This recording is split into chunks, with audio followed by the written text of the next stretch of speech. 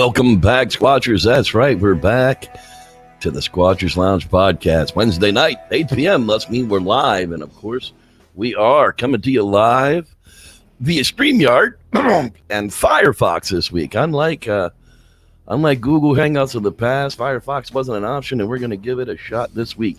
So far, so good. We're talking about Chilliwack River, 1986, tracking Bigfoot in America. That's right. And we are going to talk about it tonight. We've got a Quasi Theory rewind, a camping tips for stupids, and hopefully we can get through the Bigfoot Campfire Stories. So with that, my friends, welcome back to the show. I'm so glad that everybody is here. My name is Reverend Jeff. I'm here. You're there. Makes the whole thing fantastic. So I'm going to drop this monster in there because apparently we're going to be able to do that tonight. And I'm going to drop that in there because it should have already been there. So there we go, folks. All right. That's right. We got a few things up in the news this week. Let's see if we can't get over there and talk about a few of them there. That's not what I really wanted. That's what I wanted. There we go. All right. So it appears that things are slowly coming together here. We're going to pretty sure I had already done that, but that's what we did instead. Okay. I'm sorry. It's taking me a moment to learn some of this new software here, but we are definitely getting there. Little by little. I click the button. It's said that it oh, there we go. Oh, crap. Select the window. Yep, there we go. And there it is. Sorry, folks. I know it's going to be a moment. With delays like this, you can thank YouTube for being such a piece of crap. Hey, bear casually opens door and strolls into the Tahoe CHP facility. Isn't that fantastic? As my birds are singing me the songs of their people. Tahoe Bears are becoming much more brash in their actions in search of human food. And on top of that, they seem like they're beginning to mimic the humans they steal food from. Another bear video was shared by the Tahoe law enforcement, and this one's interesting as it is frightening. The CHP Donner Pass unit posted a video on social media showing a bear just casually standing up, opening up the front door and strolling on into their commercial vehicle enforcement facility. Yeah. Hey, Yogi, you're supposed to be out in the forest helping us prevent forest fires, not hanging out in the CHP enforcement wing. All right. Another dumb friggin' bear story. Hiker wearing headphones knocked over by a bear. People, if you're out in nature, seriously, if you're out in nature, leave the headphones at home. Okay. You're an idiot. Stop wearing headphones on the trail. You want to get eaten by a bear? Because that's how you get eaten by a bear. Apparently, a woman was hiking on a remote section of the Appalachian Trail in the Great Smoky Mountain National Park when a bear dashed across the trail and knocked her over before continuing on. Even the bear doesn't want you listening to friggin' sticks, okay? Nobody likes sticks. The unidentified woman was wearing headphones at the time and had no advanced warning of the approaching bear. The park's wildlife biologist and park rangers spoke to the woman on Monday after receiving a radio report about a bear attack, which occurred on Saturday. Yeah, moral of the story is, don't wear headphones in the park. Dumbasses. All right, here was a really cool one that came across my desk. If we're going to load it up here, this is why we're getting further and further away from Google as we can. New species of ancient humans uncovered in the Philippines. Paranthropus boise is a reconstruction in the picture, but that's not what we're actually talking about. Strange. New proof has emerged attesting to the complexities of human evolution. A new branch of the hominary family tree has been discovered at Calao Cave on the largest of the Philippine Islands. Remains belonging to at least 3 individuals of the extinct species named Homo luzonensis have been found by the archaeological team led by Armand Mejares from the University of the Philippines. The discovery was shared to the journal Nature on April 10th, 2019. Homo luzonensis lived at least 50,000 to 67,000 years ago, reports National Geographic.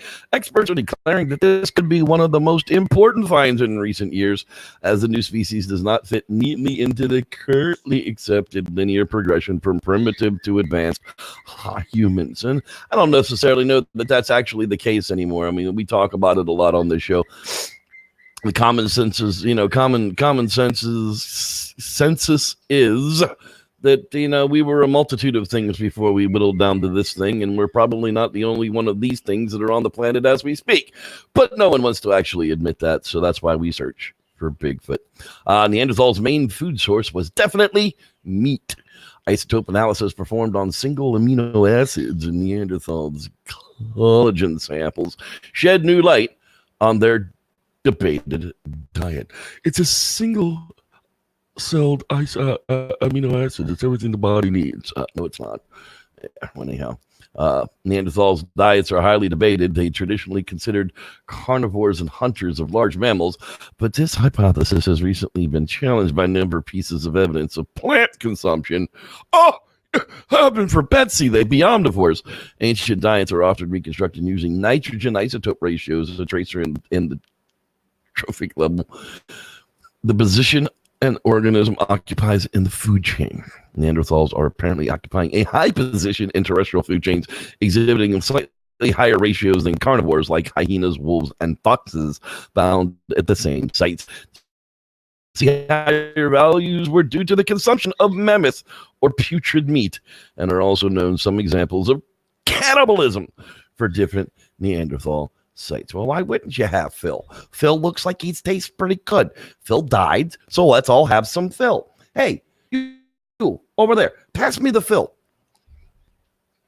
You old people out there will get that reference. At least I hope you will. All right, here we go. Minnesota group forms in pursuit of Bigfoot, like we needed another group. Great Lakes Sasquatch is a group of Minnesota-based researchers currently gathering reports of possible Bigfoot encounters or sightings from the Great Lakes region. Chris Fruitel, which thankfully I don't know that name, is the founder of the organization. He's open to the notion that he encountered a Sasquatch during June 2016 camping trip in northern Minnesota. Joe Frederick spoke to Fruitel about that experience at the Great Lake Sasquatch organization, and there is an interview for you there. If you'd like the link for it, I can come up with it somewhere. All right, speaking of coming up with the links for something, that's right. I blasted a whole bunch of Bigfoot campfire stories up here to Reverend Jeff's Cryptid Corner and Paranormal Escapades at patreon.com/Cryptid Corner. That's right. I realized that I hadn't really put up anything in a little bit, and I do apologize for that. I got to admit, depression has gotten me this summer, and I don't know what I can do to get out of it. My creative juices and energies are just being sucked out of me by the crap that's around me, but I'm working on it, people. I really, really am. I am going to soldier on. So the Bigfoot, the Cowboys film Bigfoot in Bluff Creek is up there for free right now to offer all to enjoy for the next 30 days. Go ahead and check it out. After 30 days, it will revert to patrons only. So if you don't know what the Bigfoot campfire stories are like there on the patreon.com/Cryptid Corner, go up there and listen to it for free. $1 pledge will get you in. That's right. I have a $1 general admission to come on in and get all of the files that I put up there. If you want to donate more, please go ahead. No one's gonna stop you. All right, so there it is, folks. We have gotten through the news right here on the Squatchers Lounge podcast. Look at that. You've got Reverend Jeff Kelly in the corner again. I'm kind of excited about stupid things like that. Isn't that crazy? All right. It is time. Here we go. We're going to give our Quasi Theory a chance to run this week and see how that sucker goes. So for now, let's give it a chance to listen to Mr.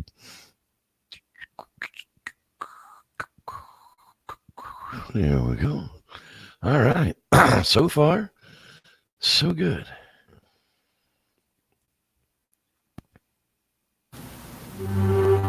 And now, Quasi Theories from a Quasi Scientist with your host, Dean Cooper. lighten up with levitation. Good old Elon Musk has been making news lately with his Hyperloop high-speed transportation idea. It's not like he actually invented the idea, though. The idea for running a magnetic levitation train through a vacuum tunnel has been around a long time, decades at least. Maglev transportation was talked about in the early 1900s, before 1950 anyways.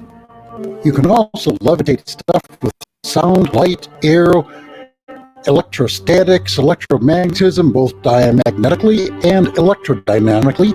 Or if you just want to levitate really tiny little things, you can just use the Casimir force. But that's all proper sciencey levitation. Anybody can do that kind. The other kind needs special skills, occult skills. Take walking on water, for example. Liquid water, not the frozen kind. You're not sinking, so you must be levitating. We all know Jesus did it. I'm a latecomer to it. Pythagoras and the Buddha did it a good 500 years before the Son of God got around to pulling it off. Jesus presumably used God power. But how did the other two get away with it then? Well, Pythagoras is said to have been the son of Zeus, and the Hindus say Buddha was an incarnation of their god Vishnu, so I'd say they used the same propulsion methods that Jesus did. Then there's yoga. Went at Maharishi School in Fairfield, Iowa. That's only $1,895 for an 8-day course, which includes learning the basic transcendental meditation copyrighted technique, but does not include room and board. The school was founded by the Maharishi Mahesh Yogi, guru to the Beatles and the Moody Blues, among others. You can watch videos demonstrating their yogic flying skills on YouTube. They look like they're bouncing around on their butts in lotus posture, but who am I to judge? Levitation used to be popular among Roman Catholic saints. St. Francis of Assisi, the patron saint of animals, merchants, and, more recently, ecology, was frequently seen suspended above the earth, often to a height of 3 or 4 cubits. St. Alphonsus Liguria, when preaching at Foggia, was lifted before the eyes of the whole congregation several feet from the ground. St. Teresa of Avila claimed to have floated up about 1.5 feet while in prayer, but nobody saw her do it. She's a saint, but we have to believe her. Catholic saints have slacked off in the levitating department in recent centuries, although the recently sainted, lately departed Padre Pio is said to have been seen floating about. He could bilocate too, but then he did have stigmata. That's bleeding holes in his hands and feet from identifying with the crucified Christ, and not to be confused with astigmatism. I have astigmatism, and it makes me wear glasses. I also have presbyopia, which makes my glasses bifocals, and has little to do with Presbyterians. I'm going to leave off here. We need silly religiously induced levitation with demonically produced flitting about a la Linda Blair. That would be levitatious, and I wouldn't want to introduce levity into such a serious topic. You may read the text of this on my blog at bhaidin.com. That's BHAIDIN.com. Well, there you have it, folks. It wasn't perfect, but we got through it. I'm trying to figure out why I'm blasted here, and it is Chrome. Chrome is just destroying my processor like it's on fire. But that's okay. We managed to get through it. So that's right. Levitation has a lot of levity and a lot of other stuff, credulous stuff that we don't really need to talk about. At least so they say. I'm going to delay here a moment or two because I'm closing a whole bunch of crap that I don't want to run in the background while we are running our camping tips for stupids. We're going to hope that just like seriously freed up like a whole bunch of resources that the world will no longer be on fire. But I doubt it. We'll give it a rip. Let's give it a shot. Here's a camping tip for stupids.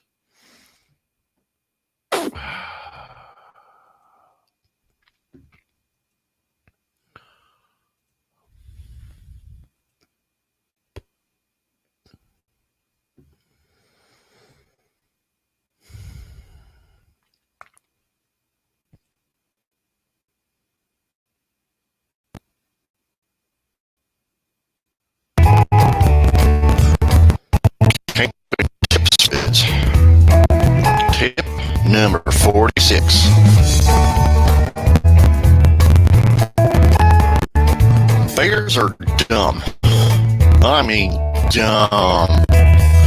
Here's a picture of two of them arguing after they couldn't find their car.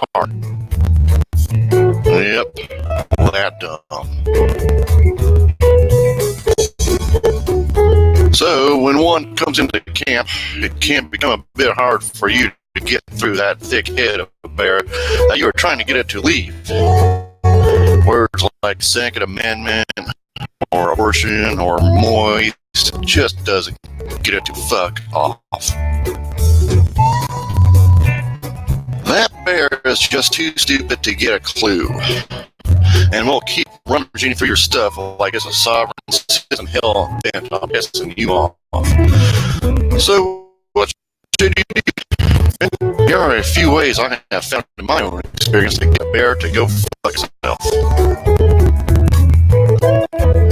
Number 1, get Wild Bill from that famous monster hunting TV show, Mountain Monsters, to come running out of your tent in his famous white nighties and cowboy boots. That'll make any hipster liberal run for their damn lives. Why do I have Wild Bill in my tent? Well, a better question should be, why don't you have Wild Bill in yours?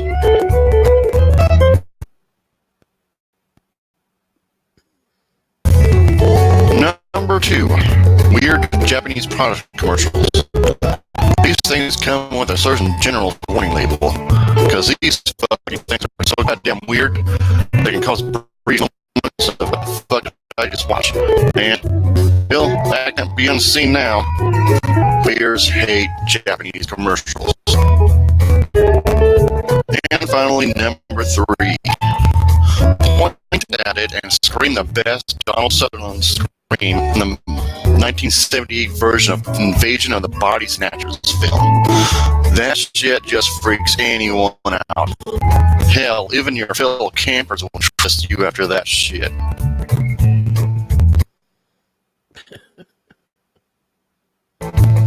Now, I'm sure that there are hundreds of other ways to get a big dumb bear out of your camp.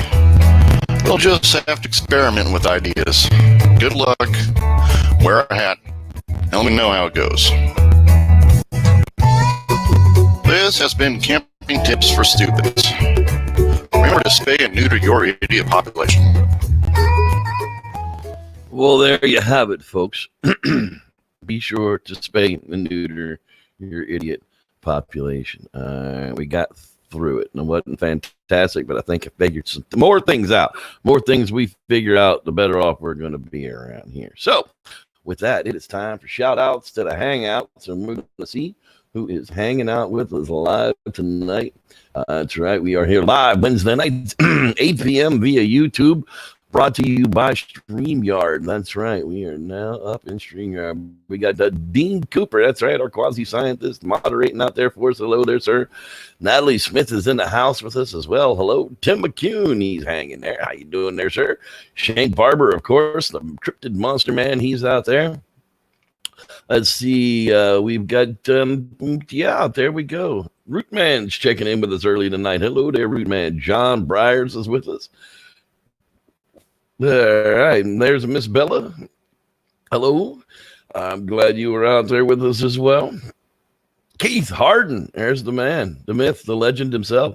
The life and times of JCM. There he is, Jebin Moore. Hello there, Jebin, sir. Lance Windsor, the man from the Great White North. That's right. Yeah. How you doing there, sir? Moving on down here. There we go. Rod Dupree is in the place to be. Soon, good things are happening for my man. Can't wait to get up with you next spring. We'll go camping and gold mining when you get all that good stuff going out there in Colorado. All right, who else? Obsidian Radio is checking in with us tonight. Hello there, sir. Don't forget to go out and check out Brown Dwarf's channel. That dude is legit. I mean, 6, 7, 8, sometimes 10 files a weekend, man. That guy is straight up squatching. Hey, man. Glad you're with us as well. There is the Can Squanch. They are chilling in the house with us tonight as well. Moving on down here a little bit. All right, there's Slide Time. Don't think I've seen that one before. Hello there, Slide Time. A brave bird saved. Well, you're right near Chilliwack. Well, that is awesome. Apparently, you live near a Bigfoot hotspot, because I've got some stories and some sightings to talk about tonight in that area.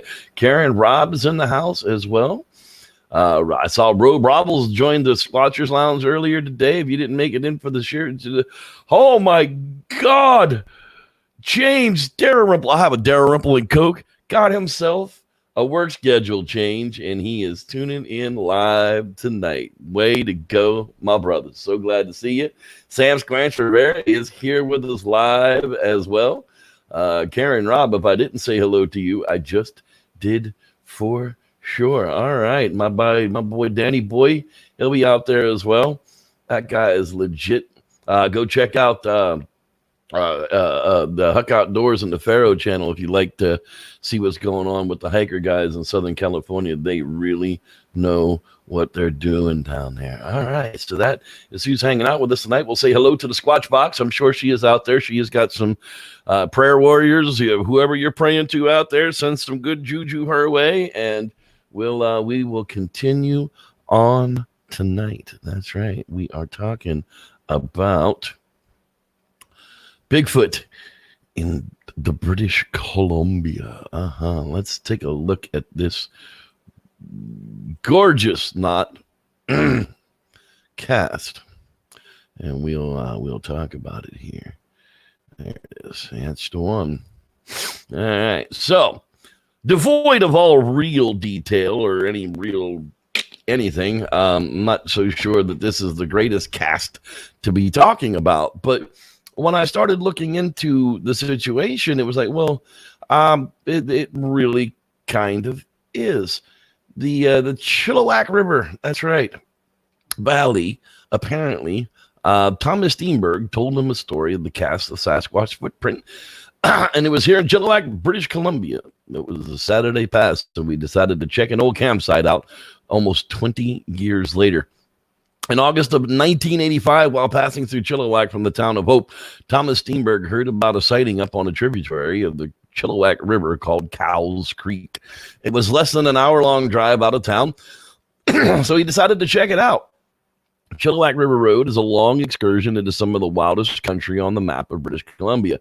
You hit dense brush, rocks, and steep slopes, and a wet bog, all within spitting distance from the blacktop. The story goes that by the time Thomas arrived at the campsite, the day that the people who saw the Sasquatch had just packed up their gear and were pulling out. Thomas convinced the American couple to tell him where they saw. As it turned out, the pair had been fishing down over the bank of a creek which flowed just a few yards from their campsite. The campsite was just off the road in a clearing, but dense brush gave the area a great deal of privacy.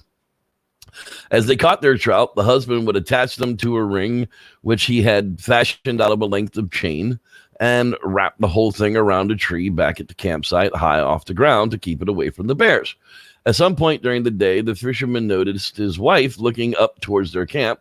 Following his gaze, he saw this 8-foot-tall man-like hairy creature removing the chain, trout and all, from around the tree. Without a backward glance, it stepped through the brush, which hid the campsite from the road, and strode off with the catch of the day, leaving the couple with their mouths hanging. Thomas investigated the scene, and after crossing the road in the direction in which the creature was last seen heading, he picked up its trail in a creek bed. From this creek bed, he extracted 2 good impressions from the soft earth.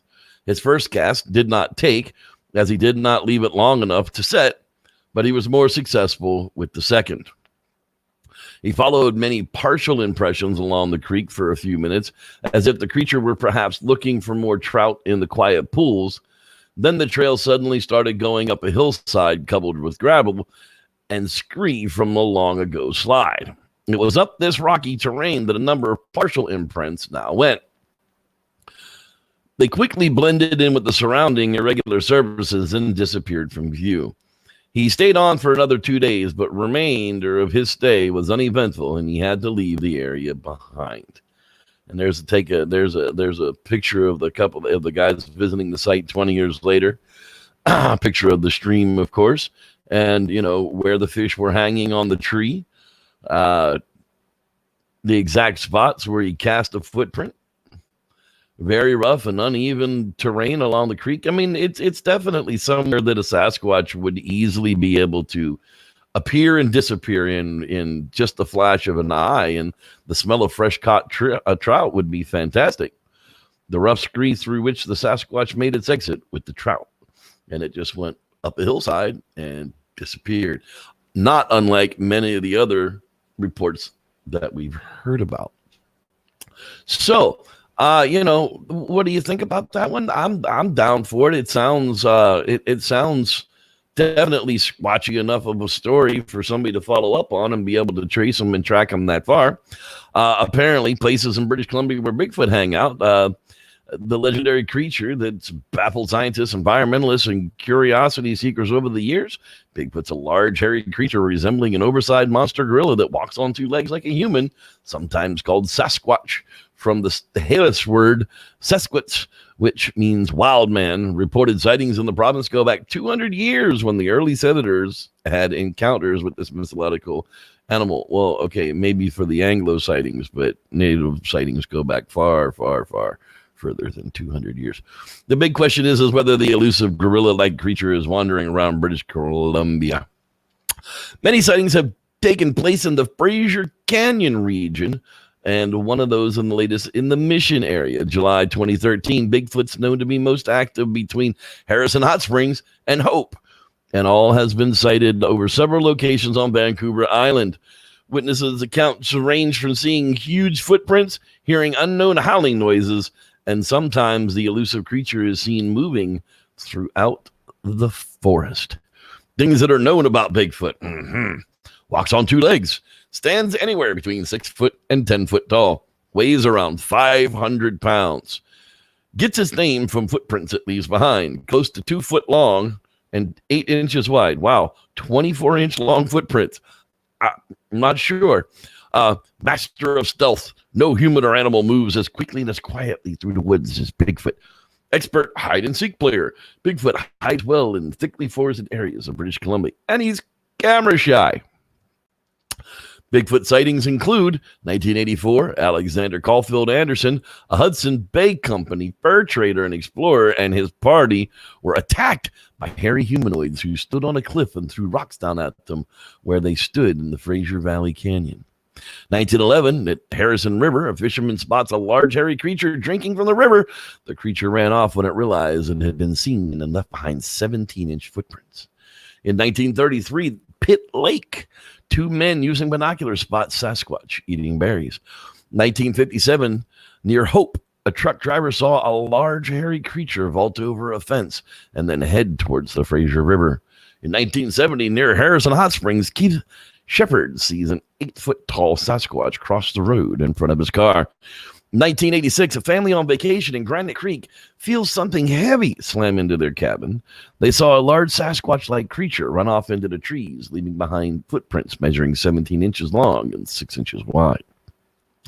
In 1997, Wayne Oliver videotapes a possible Sasquatch near the Fraser River at Hope. In 2004, PCTV report 2 women driving near Tofino narrowly missed hitting Sasquatch that stood in the road from them refusing to budge until our cars approached, scaring it off. In 2013, Global News reported a group of Chinese tourists saw Bigfoot and took photos and video. Yeah, we saw that one. 2014, Global News reported a video shot near Whistler might be Bigfoot moving effortlessly through the deep snow in a remote area. By the way, both of those 2 things there were known to be promotional hoaxes. Does Bigfoot really exist? Yeah, I'm pretty sure he does. All right. Mason View, the quarterly arts and opinions of idea on the trail of the legendary beast. Again, talks about Thomas Steenberg. I went into British Columbia wilderness in April of 1986, and he didn't come out again until Halloween. He was 25 years old and had just left the Canadian Army after 8 years stationed in Victoria and Calgary. He had several months leave at his disposal, and he was going to look for Sasquatch. One day in early summer, he was searching for prints in the soft dirt shoulder of an unpaved forest road in northeast of Whistler. As he scanned the ground for signs of the Sasquatch, he heard a noise. Suddenly, something huge was charging at him like a freight train. He started shimmying up a cluster of young, thin trees, but claws grabbed him by the backpack and dragged him down towards the ground. For whatever reason, she let go, and I climbed right back up these trees. Steinberg says, turning his head, Steinberg saw that the creature was no Sasquatch, but a grizzly bear. The bear shuffled and huffed around the base of the trees before lumbering back towards deeper forest. Steinberg's backpack was shredded, and 2 of the bear's claws had left puncture wounds in his lower back. He still has the scars today.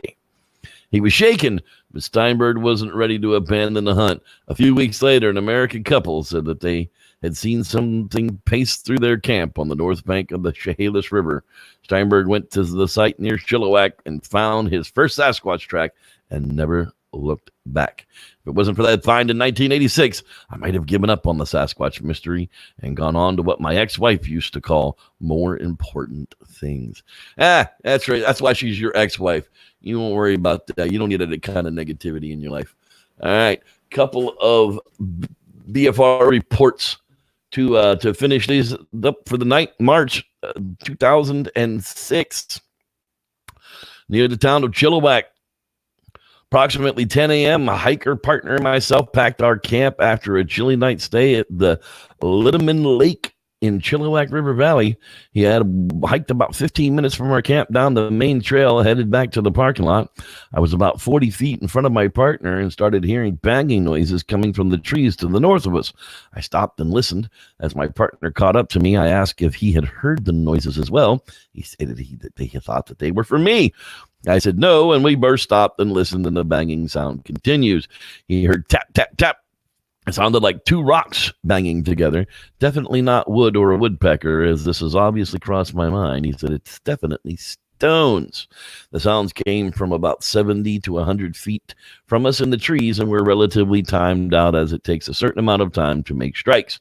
I tested this much further down the trail. As the banging continues, I realized that they were coming from 2 different locations and sounded about 70 feet apart. My partner and I, both certified search and rescue technicians, have thought it might be a distress call of sorts. I listened closely for a pattern and noticed no more than 6 taps went in a sequence until the last set. The taps seemed to go back and forth between the locations. My partner picked up a rock and struck a larger stone with it 4 times. Immediately, we heard 7 quick taps and then silence. We briskly continued on the trail towards the destination and stopped a few times, but the tapping had stopped altogether. And finally, that's right, June of 2012, the Chilliwack, British Columbia, Canada, Perch Road and Keith Wilson Road down by the Vedder River. It's about 4 blocks off the intersection of Peach Road and Keith Wilson Road. Just after 2 a.m. on June 14th, I was awoken by a very loud whooping, howling sound coming from what sounds like the Vedder River in Chilliwack. I had my window open, which is why I think it actually woke me up. I live about 4 blocks north of the Vedder River, and the sound was nothing like I'd ever heard before. It was definitely not human, and I couldn't identify it as any animal I'd ever heard before. The sound call lasted for 15 minutes, and then there were no other animal sounds associated. It was eerily quiet.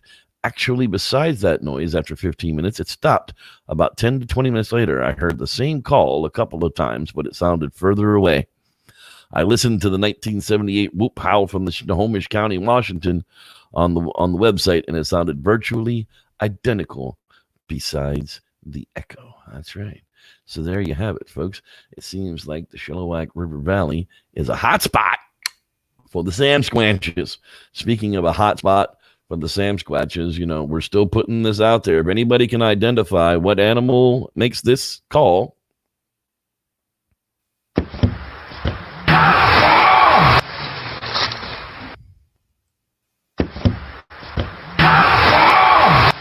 we sure would love to hear about it. We're not really sure what made that noise, but we know it wasn't any of us, and there is video analysis going on in the background to kind of show what happened when that weird vocal is caught. We just have no idea what the heck that is.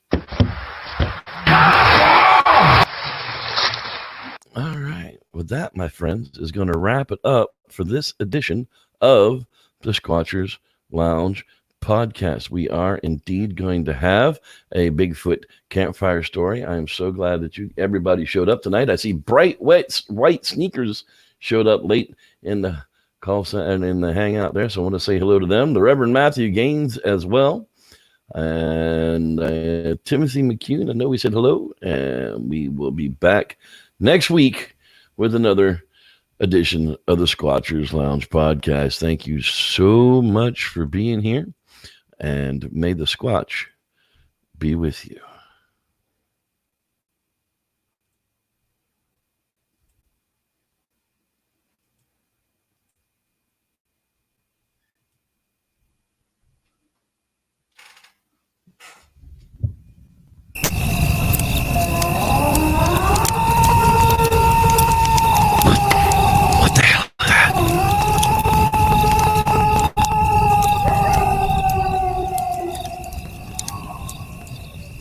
I don't know about you, but I'm pretty sure that was a Bigfoot. Let me tell you a story. Well, this story was told to me by Pete the Caver.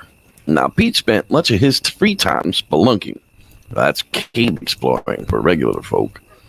He's up in the mountains of the Great Smoky Mountain National Park, and it seemed one event, something unexpected, caught his attention.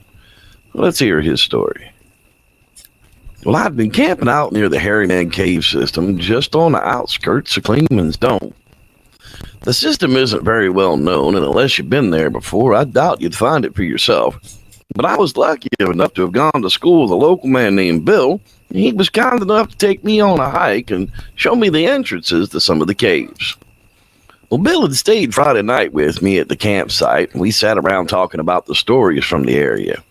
Apparently, these caves were well known with the Indians as having large, hairy people living in them, and for the most part, the locals just left them alone as, well, they aren't very safe.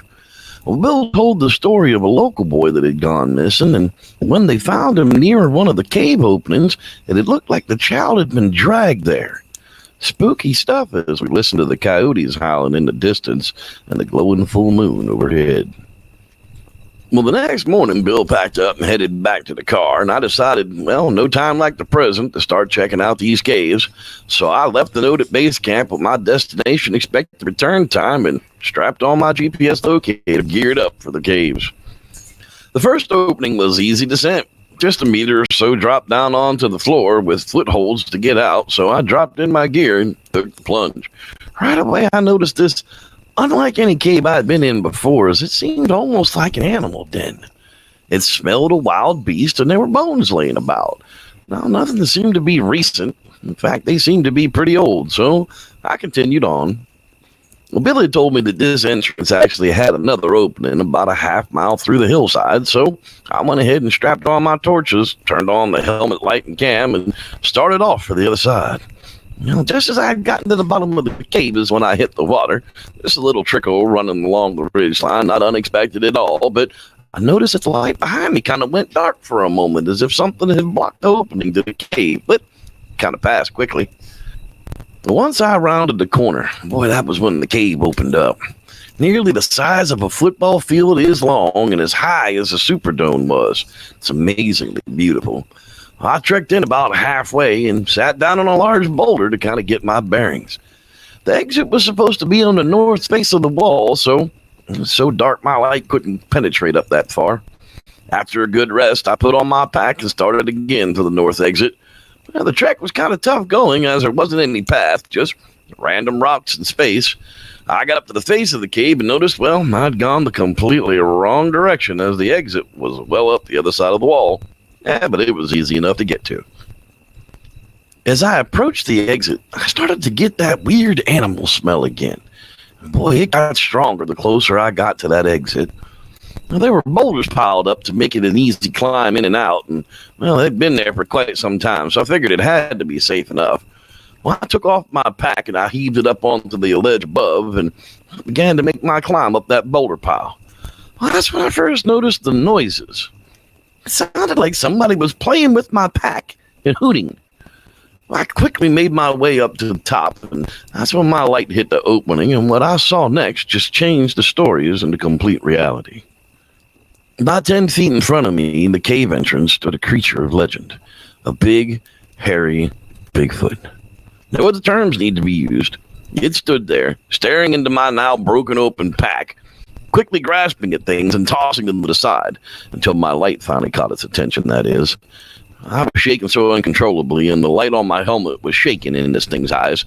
Well, I suppose it had had enough of that, and it dropped my pack, and it scampered on all fours as it jumped up the 10-foot exit out of the cave and crashed out into the woods. Well, I quickly gathered up my thrown about things and made my way up that gap. And I can tell you it wasn't so easy for me. But after 5 minutes or so, I finally managed to get up there, praying the whole time that Bigfoot didn't come back. I quickly made my way back to camp, and well, it was only about noon, but that didn't matter. I decided I had had enough close encounters with that thing that it can have whatever it wanted. So I went ahead and packed up my crap, and I tore the hell out of there towards the car. I could swear the entire time I packed my stuff, that Bigfoot was watching me. I could hear grunts and light knocks coming from behind my camp. It even seemed to follow me just out of sight and peek from behind trees when I was all but running towards my car. I tossed my stuff into the back seat, and let's just say I left the area at a good rate of speed. Well, this hasn't stopped me from exploring new caves, but at least now I pay a bit more attention to what the locals say are myths and legends. Poor Pete never believed in the hairy man stories. Some people can only believe once they've seen it for themselves. Thanks for listening. I'm Reverend Jeff. May the Squatch be with you.